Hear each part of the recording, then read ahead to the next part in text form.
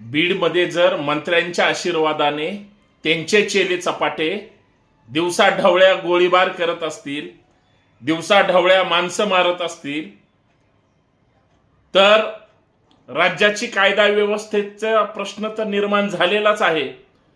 पण ज्या मंत्र्याच्या पक्षाच्या नेत्याने परत त्यांना कॅबिनेट मंत्री पदाचं जे काही बक्षीस दिलेलं आहे, उद्या पालकमंत्री पदाचं देतील.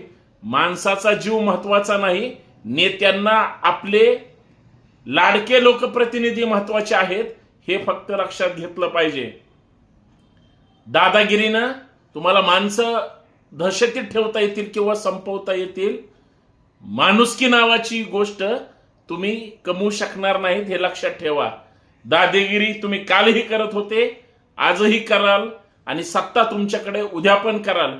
पण लोकांनी तुम्हाला कवडीची किंमत दिली नाही ना, मग कळेल.